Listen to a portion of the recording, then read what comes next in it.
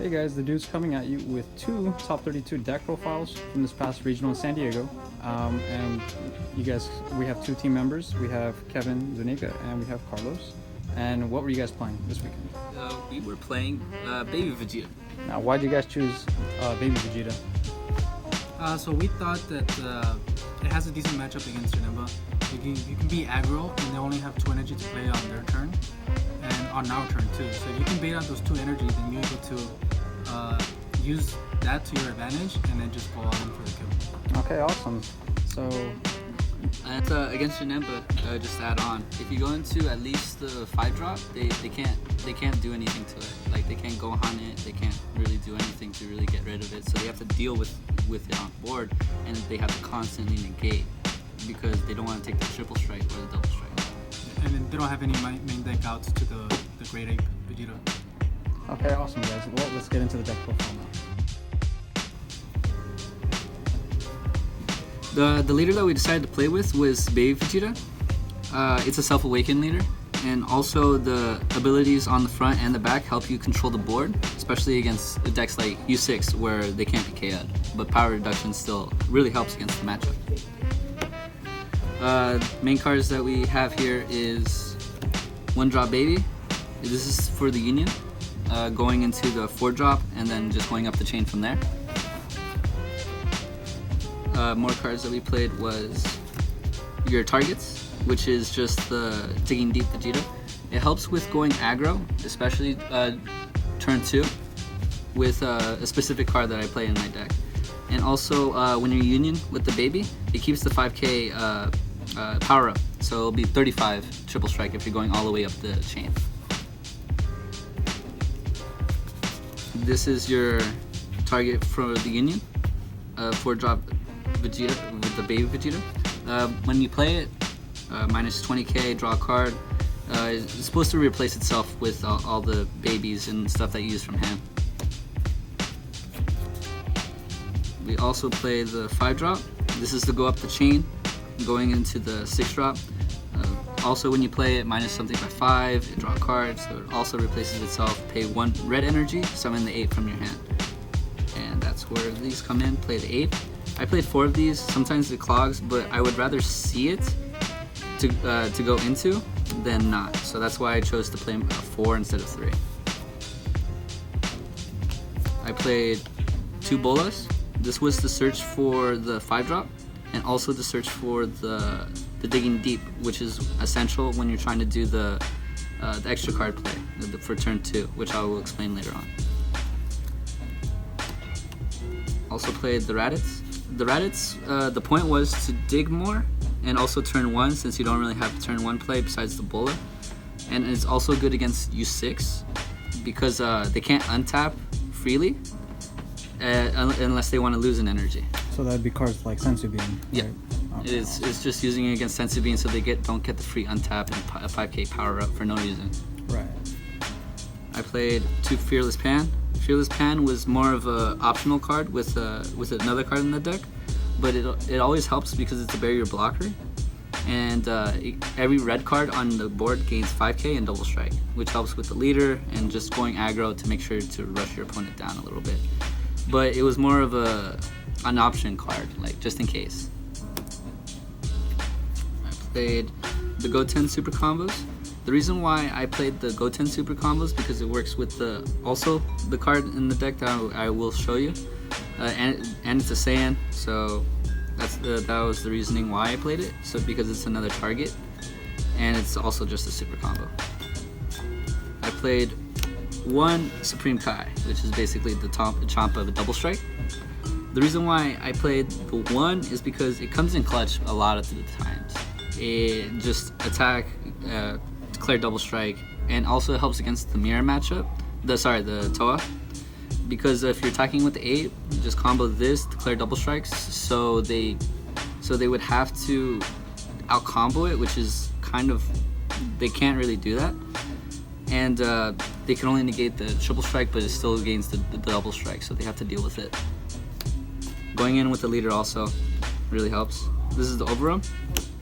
I played the Food the Dark Banisher, it really helps with controlling the board, regardless if it's gonna get chomped, because like theoretically having the ape and this just does way too much for your opponent, and they lose so many cards that it's hard for them to retaliate.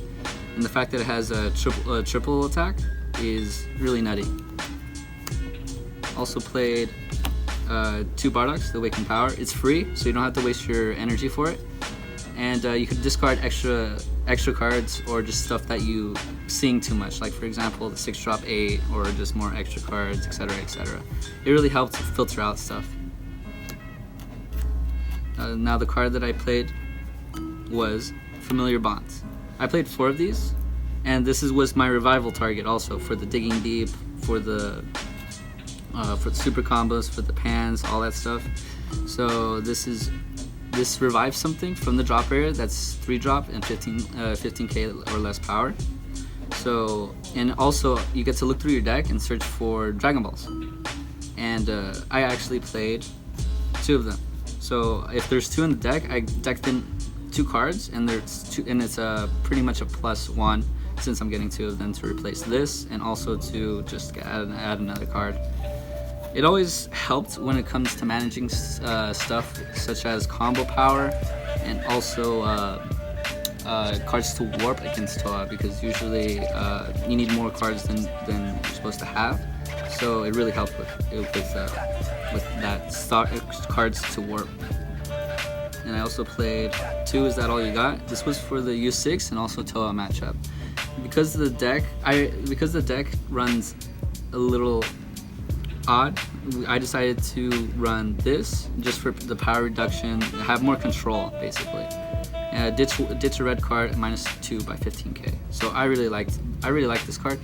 My friend Carlos, he decided to play another card inside this one, which I felt like was a good play, a good plan, especially when it comes to the card choice that he's going to explain later on. I played 3 After Image. The reason why I played 3 is because 4 is too cloggy in my opinion. It's an extra card, and also it's not a legit negate. It doesn't actually negate the attack. So against Toa, you don't want to see this. You don't want to see these at all. I actually sided one of them out so that I could put a real negate in, and because against the Mira, it doesn't do anything. It legit does nothing, because the combo power is just way too high for me to really go against. I played 3 Denial of Hopes. This was for control, so just controlling the board even more with all the minuses and everything. This is to control the summons, so to make sure that they don't summon anything too threatening or just something that will continue their plays more often. So this really helps when it comes to managing the board presence, etc. And lastly, I played 2 Strategies of Universe 7. The reason why I main decked this was because of Toa, because they could just search the Banisher Fu and just get rid of my ape just like that. So this really helped prevent a turn. Just to prevent a turn for it not to get banished. And the more often that the ape is on board, the more pressure they're gonna feel. Like, I don't want to take the triple strike. So it really affects their plays a lot. So that's it for main deck. For side, I have 4 TNs. This was for the Geneva matchup. So they can't restand energy, etc, etc, and it's just a 1-drop basically. So it really helps with the deck when it gets against Janemba. I also played 3 Vegeta's Making an Entrance. This was for also the Janemba matchup. This is a show because I have a lot of high cost cards in my deck, especially when I put the TNs. I can put them back at the bottom when they activate counter. Which, so pretty much if they play a counter play, or if they play a counter attack against the ape. So it really helps with going aggro, putting cards back. So it helps with pretty much everything. This, since it goes at the bottom, having Familiar Bonds is also good because it just shuffles the deck. So you don't even have to grab the Dragon Balls. It shuffles the deck, so the cards at the bottom will get placed differently, so you might be able to see it, might not, but it really helps with it. I played force ejection, a mass sand. The reason why is because it was supposed to be for Shenjira, and just to take away an energy, etc., etc. Or even something like Zamasu, where they want to ramp a little bit, and it just really helps with that and helps going with aggro, even though it costs one energy. So it doesn't really. I didn't really play it this weekend. I didn't play against Shenjira, but if I honestly believe that it would have. Also played one Mass Sand. The reason why I played Mass Sand is because I wanted different types of Overwhelm, just as options, and this was supposed to be for Frieza Prison. It's just a double strike. It doesn't really do much, and it's also supposed to be for U6, just to warp everything of 1 drops, 2 drops, etc., etc. So it really helps with that. I just wanted more options with Overwhelm, just in case I can't play the Fu or just stuff like that. I also played 2 Toas. This was also for the Shenjita matchup. So when they summon the 7-drop Gogeta, I'll just play this as the counter window 1, and then just sit on it because it has revenge blocker and they need to wait a turn. So that hopefully that turn will buy me enough time to recuperate what I have, go aggro, etc., etc. I didn't face against Shenjita, so I didn't have the time. I didn't have the chance to use it, but I did use it against my teammate Kevin Castillo. But I remember that it doesn't do anything against that matchup because the 6-drop can't be KO'd. So I'm like, oh, that sucks. And he was playing Gogeta BR. Yeah. Right? He also top 32 the event. Oh yeah. We had to face each other the first round of top 32, which was unfortunate, but. It just came down to who had the better matchups, I guess. And then we also had Final Guardian. This was the card to replace After Image. I only sided against the Toa matchup, and it really helped a lot of the times because negate once from the hand, and then next turn if they tried to do the mirror attack the baby, this also negated it again. So it had more versatility because this actually counted as 2 negates instead of 1 every single turn. I honestly really liked it, and against Toa you would definitely want to do that. And I also played the Frieza Secret.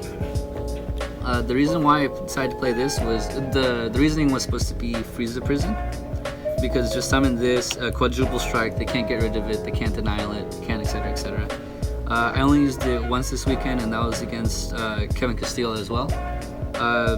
How I got this out, I was at 4 life. I did digging deep, attack, swing. He countered it.